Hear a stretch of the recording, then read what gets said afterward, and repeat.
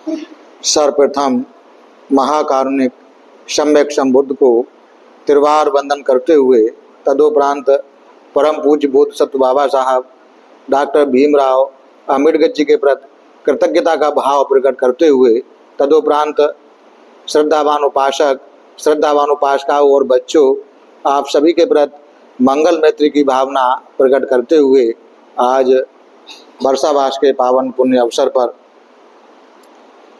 भगवान बुद्ध द्वारा उपदेशित त्रिपिटक में से सुत्त पिटक का 5वां निकाय खुद्दक निकाय का दूसरा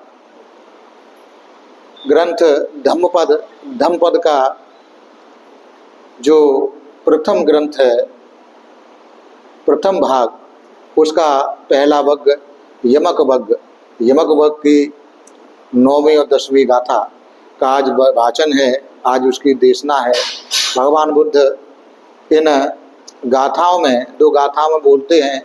पहली गाथा है अनेक सावो कासावंग यो बत्थंग परे दहिष्यति अपे तो दम्म सच्चेन नशो कासाव मरहति।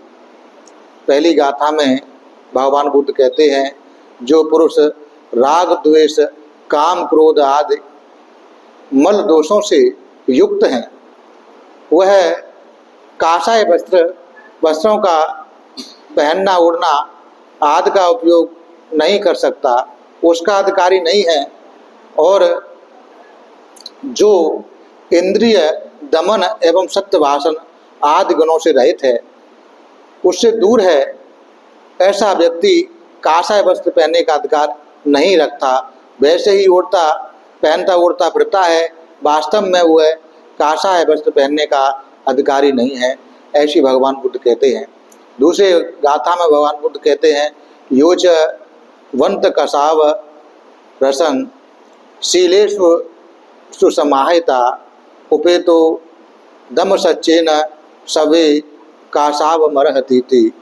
भगवान बुद्ध कहते हैं, इसके विपरीत जो पुरुष, जो व्यक्ति राग द्वेष काम क्रोध आदि दोषों से रहित है, उससे दूर है, उन्हें त्याग कर चुका है, 4 मार्गों की साधना द्वारा उन दोषों से सदा के लिए दूर हो चुका है, तथा चतुर्विध शीलाचार पर शुद्धि में निरंतर सावधान रहता है अपने शीला आचार की परिशुद्धि में, और वह इंद्रियों का दमन करने वाला है, सत्य भाषण करने वाला है, ऐसे आदि गुणों से युक्त है। वास्तव में वही ऐसा ही पुरुष होता है जो निर्मल चित्त वाला काषाय वस्त्र धारण करने का अधिकारी होता है।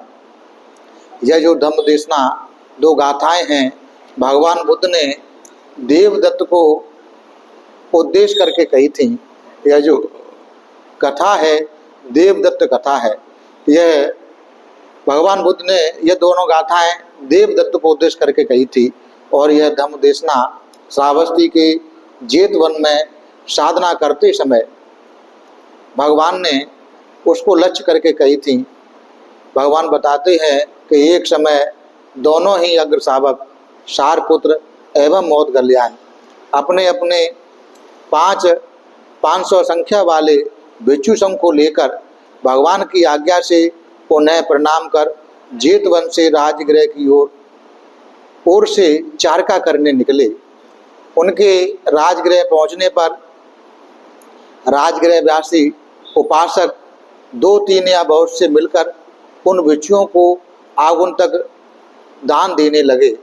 तब एक दिन आयुष्मान सारपुत्र उस दान का अनुमोदन करते हुए, दान की विशेषता बताते हुए यों उन्होंने धम्म देशना करने लगे। तो उपासकों, कोई पुरुष स्वयं दान करता है परंतु दूसरों को दान के लिए प्रेरणा नहीं देता, दूसरों को दान को उत्साहित नहीं करता, तो वह अनागत जन्म में स्वयं तो उस दान के फल के प्रताप से भोग ऐश्वर्य प्राप्त कर लेता है, परंतु परिवार संपत्ति प्राप्त नहीं कर पाता, उससे वंचित रह जाता है। फिर कहते हैं कि दूसरा कोई पुरुष, कोई व्यक्ति जो स्वयं तो कुछ दान नहीं करता परंतु दूसरों को दान के लिए प्रेरणा देता है, दूसरों को दान करने के लिए उत्साहित करता है, उस कर्म के फलस्वरूप वह दूसरे जन्म में दूसरों को प्रेरणा देने से उसके कारण परिवार संपत्ति तो प्राप्त कर लेता है, लेकिन स्वयं दान नहीं देने के कारण स्वयं को किसी प्रकार की भोग ऐश्वर्य प्राप्त नहीं कर पाता। तीसरे में और कोई पुरुष न स्वयं दान करता है न दूसरों को दान की प्रेरणा देता है, वह अगले जन्म में, दूसरे जन्म में ऐसा व्यक्ति ना तो उसे परिवार संपत्ति प्राप्त होती है ना ऐश्वर्य संपत्ति ही प्राप्त होती है, उसे भरपेट भोजन बड़ी मुश्किल से मिलता है, उसे जीविका का साधन कमाने के लिए बहुत बड़ा संघर्ष करना पड़ता है, कभी मिलता है कभी नहीं मिलता, ठीक प्रकार का पहनना ओढ़ना नहीं होता, वह जीवन पर्यंत दरिद्रता से, गरीबी से घिरा रहता है। जो व्यक्ति न स्वयं दान करता है न दूसरों को दान की प्रेरणा देता है, उसका इस प्रकार का जीवन होता है। चौथा बताते हैं कि तथा कोई स्वयं दान करता है और दूसरों को भी दान की प्रेरणा करता है, उन्हें उत्साहित करता है, वह अपने अगले जन्म में अपने किए हुए कर्म के फलस्वरूप दान करने से तथा दूसरों को प्रेरणा देने से वह अगले जन्म में अपने किए हुए दान के शतगुण, सहस्र गुण या लक्ष्य गुण अधिक, पहले से और ज़्यादा परिवार संपत्ति भी पाता है और उससे भी ज़्यादा शतगुण, 100 गुना, सहस्र गुना, 1000 गुना तक वह भोग ऐश्वर्य संपत्ति पाता है। जो स्वयं दान करता है दोनों और दूसरों को दान की प्रेरणा देता है, उसे जो वर्तमान जीवन में जो कुछ प्राप्त है उससे 100 गुना ज़्यादा परिवार संपत्ति और भोग ऐश्वर्य संपत्ति प्राप्त होती हैं। ऐसा सारपुत्र भंते जी ने वहाँ देशना की। यह देशना सुनकर धर्म सभा में बैठे एक बुद्धिमान पुरुष ने सोचा कि यह धर्म देशना तो बहुत ही ज्ञानवर्धक है, युक्ति पूर्वक की गई है, तो क्यों न मैं भी इस पर श्रद्धा करके इन दोनों प्रकार की संपत्तियों में से किसी योग को प्राप्त करने हेतु कोई न कोई शुभ कार्य करूं। यह विचार करके उसने कहा कि भंते, कल आप मेरे घर पर भोजन स्वीकार करें। तब सारपुत्र भंते जी ने पूछा कि भोजन करने के लिए कितने बिच्छू आवें। तब वो पूछता है कि भंते, आपके साथ कितने बिच्छू हैं? कि 1000। तो कल आप इन सब बिच्छुओं के साथ मेरे घर में भोजन करें, मेरा निमंत्रण स्वीकार करें। तब स्त्री ने उसका निमंत्रण स्वीकार कर लिया। तब फिर उस उपासक ने सोचा, अपने मोहल्ले में घूम घूम कर अन्य उपासकों को सूचना दी। उसने सोचा कि मैं अकेला दान करूंगा तो भोग संपत्ति प्राप्त होगी और सबको साझे करूंगा तो दोनों प्रकार की संपत्तियां प्राप्त होंगी। इस भाव से वह अपने मोहल्ले में घूम घूम कर अन्य उपासकों को सूचना दी और पूछा, भाइयों एवं बहनों, मैंने कल 1000 बिच्छुओं को निमंत्रित किया है, आप में से कौन कितने बिच्छुओं को भिक्षा देने का सामर्थ्य रखते हैं?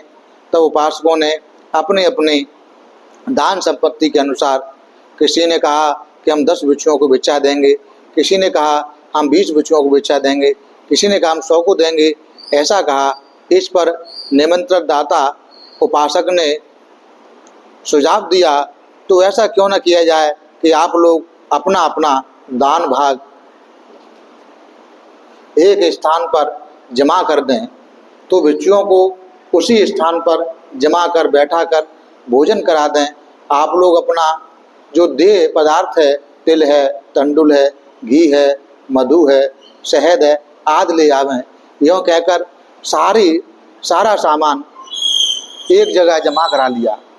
तब उसी मोहल्ले के निवासी एक कौटुंबिक ने उस उपासक को 1 लाख मूल्य का एक सुगंधित कासाय वस्त्र देकर कहा कि यदि तुम्हारे दान व्रत की पूर्ति में किसी प्रकार के धन की कमी पड़ जाए तो इस वस्त्र को बेचकर उसके धन से उस दान की पूर्ति कर लेना, और यदि इस वस्त्र को बेचे बिना ही दान व्रत पूर्ण हो जाए तब इस वस्त्र को तुम चाहो तो किसी योग्य भिक्षु को दान कर देना।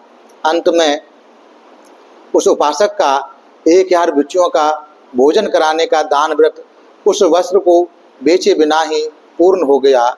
तब उसने उपस्थित जनों से सम्मति मांगते हुए पूछा, आर्यजन, मेरे द्वारा प्रतिघात समग्र दान कर्म पूर्ण हो गया है, यह वस्त्र अभी शेष बचा हुआ है, यह किस भिक्षु को दिया जाए? तब किसी ने कहा कि सारपुत्र स्थिविर को किसी ने कहा देवदत्त को, परंतु कुछ ने कहा कि यह देवदत्त भिक्षु दान पकड़ने के आदि के समय से आकर निरंतर हमारे हित में गतिशील रहता हुआ जल पात्र की तरह हमारे लिए सहयोग में तत्पर रहता है, अतः यह वस्त्र उसी को दिया जाए। क्योंकि देवदत्त वहीं राजगिरी में रहता था, तो ऐसा उन्होंने कहा। और इस प्रकार आपस में एक मत न हुआ, अधिक विवाद छिड़ने लगा। अधिक विवाद छिड़ने पर दान का जो बहुमत था वो देवदत्त के पक्ष में चला गया, अतः वह जो वस्त्र था देवदत्त को दे दिया गया। वह देवदत्त उस वस्त्र को लेकर काट कर सिलकर रंग कर पहनने योग्य चीवर बनाकर उसे पहनने लगा। उसे देखकर साधारण जनों के मुख से निकल ही गया कि यह वस्त्र देवदत्त के शोभा के अनुरूप नहीं है, यह तो सारपुत्र भंते जी को ही शोभा देता। देवदत्त तो इसे बगैर शोभा के बिना ही धारण किए हुए फिर रहा है। इस बीच अनेक दिशाओं में विचरण करने वाले किसी भिक्षु ने राजगृह से श्रावस्ती पहुंचकर भगवान को प्रणाम कर स्वागत सत्कार करके पूछने के बाद में भगवान द्वारा दोनों अग्र सार्वकों का कुशल मंगल पूछने पर वस्त्र दान वाली कथा आदि से लेकर अंत तक भगवान को सुनाई। उसके कारण जनता में हुए कोलाहल को भी बताया। यह सुनकर भगवान ने बताया कि भिक्षु इस देवदत्त ने आज ही अपने शोभा के प्रतिकूल वस्त्र नहीं पहना उड़ा, इससे पहले भी यह इसी तरह का बगैर शोभा के अनुरूप वस्त्र धारण कर चुका है। यूँ कहकर भगवान ने एक भूतकाल की घटना सुनाई कि प्राचीन समय में वाराणसी पर राजा ब्रह्मदत्त के शासन काल में वाराणसी वासी कोई गज घातक हाथियों को मारकर उनके दांत, नख, आंत और मोटा मांस बाजार में लाकर बेचकर अपनी जीविका चलाता था। किसी वन में हजारों हाथी तृण घास आदि खाकर जाते और आते हुए मार्ग में प्रत्येक बुद्ध को देखकर उन्हें घोड़े झुकाकर प्रणाम करके ही आगे बढ़ते थे।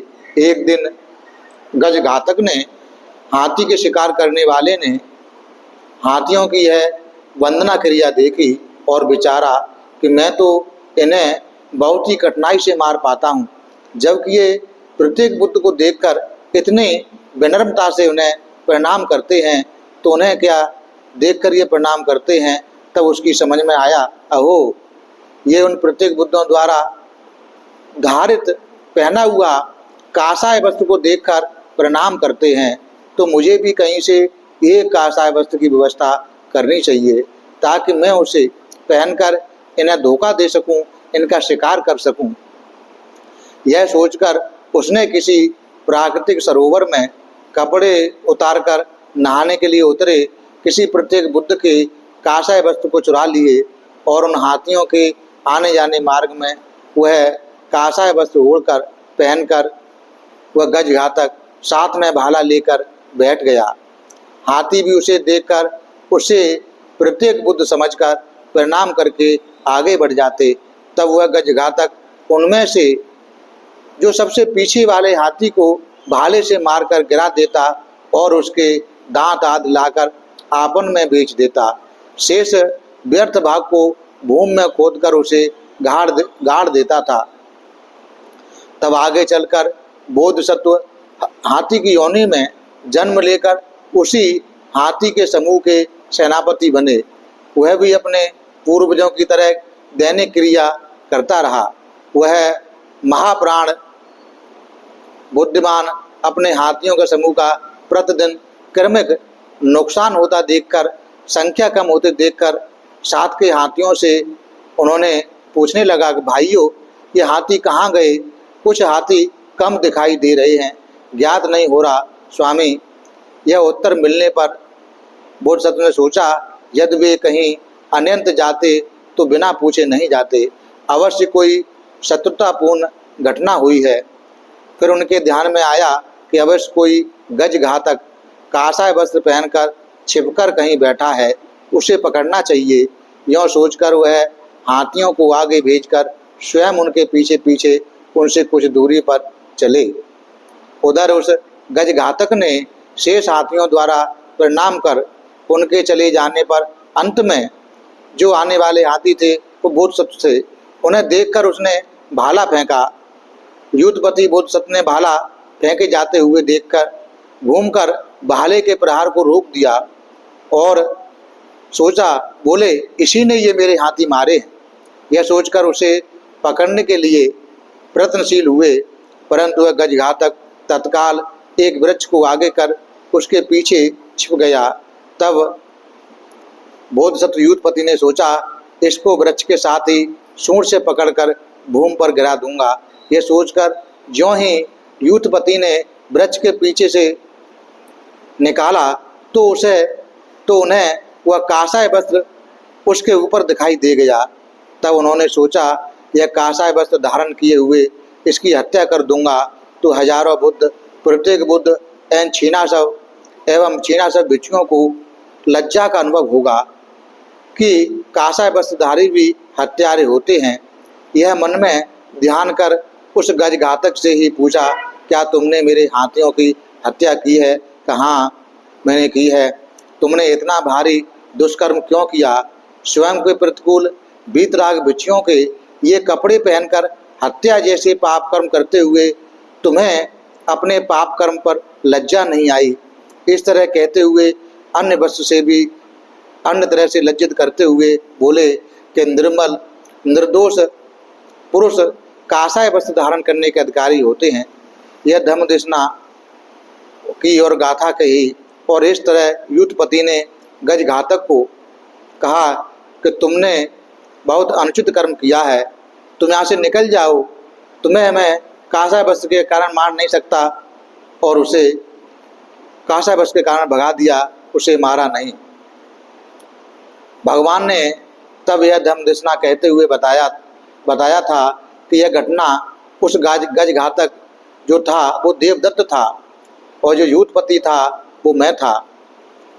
इस प्रकार भगवान ने एक गाथा कहानी जातक की और सुनाई थी, उसे हम कल सुनाएंगे। भगवान ने कहा कि भिक्षुओं, पहले भी इसने इसी प्रकार किया था, पहले भी यह उस कपड़े का पहनने का अधिकारी नहीं था। उसके संबंध में एक कहानी और है, वो आगे बताएंगे कल। तो आज उन्होंने फिर वह दो गाथाएं के माध्यम से बताया कि अनेक सावो कासावंग यो अर्थं परिहिष्यति अपेतो धम्म सच्चेन नशो कासाव मरहति। यानी जो लोग राग द्वेष काम क्रोध आदि दोषों से युक्त हैं, ऐसे लोग कासाय वस्त्रों को ओढ़े भले ही फिरते रहें, वास्तव में जो इंद्रियां दमन सत्य भाषण आदि गुणों से रहित हैं, उनसे दूर हैं, ऐसे लोग कासाय वस्त्र पहनने के अधिकारी नहीं हैं। इसके विपरीत योच बंत कसाव असंग शीलेषु सुमाहिता उपेतो दम्म सच्चेन सबे कासाव मरहति। इसके विपरीत जो पुरुष राग द्वेष काम क्रोध आदि दोषों से रहित हैं, उनसे दूर हो चुके हैं, उन्हें त्याग कर चुके हैं, चार मार्गों की साधना द्वारा उन दोषों को सदा के लिए दूर कर दिया है, शील आदि का पालन करते हैं, उसको निरंतर साधना करते हैं, वह इंद्रियों को दमन करने वाले, सत्य भाषण करने वाले आदि गुणों से युक्त हैं, ऐसे पुरुष ही निर्मल कासाय वस्त्र को धारण करने के अधिकारी होते हैं। इस प्रकार भगवान ने वह धम्म देशना सुनाई थी। इस धम्म देशना के बाद में वहाँ जो वह दिशावासी भिक्षु था, वह श्रोतापन्न हो गया, वहाँ बहुत से भिक्षु थे, वो श्रोतापत्ति फल में स्थापित हुए। तो यह जो धम्म देशना भगवान ने दी वो साधारण जन के लिए कल्याणकारी सिद्ध हुई। तो इस प्रकार के भगवान कहते हैं काषाय वस्त्र के कौन अधिकारी होते हैं, कौन अधिकारी नहीं होते। जो वास्तव में अपने चित्त को गंदा बनाए हुए हैं वो काषाय वस्त्र पहने भले रहते, लेकिन वास्तव में काषाय वस्त्र के अधिकारी नहीं है, ऐसा भगवान बुद्ध बताते हैं। तो आज आप लोगों ने श्रद्धापूर्वक शील ग्रहण किए, पूजा वंदना ली, धम्म देशना का श्रवण किया, पुण्य संचय किया। जो भी पुण्य संचय किए हैं ये सभी पुण्य सबसे पहले सभी देवताओं को अनुमोदन करते हैं। इस पुण्य के बल से सभी देवताओं का श्रद्धा, शील, श्रुत, त्याग, प्रज्ञा आगे बढ़ जाए। सभी देवता हम सबको धार्मिक सुरक्षा प्रदान करें, सभी देवताओं को उत्तम चार्य आर्य सत्य साक्षात्कार करने का पुण्य मिल जाए। उसके बाद ये सारे पुण्य हम लोग अपने आचार उपाध्याय वरिष्ठ बंधुगणों को तथा सभी बंधुगणों को अनुमोदन करते हैं।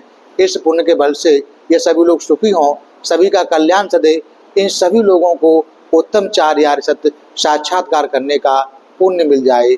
उसके बाद ये सारे पुण्य हम लोग संसार के सारे प्राणियों को अनुमोदन करते हैं।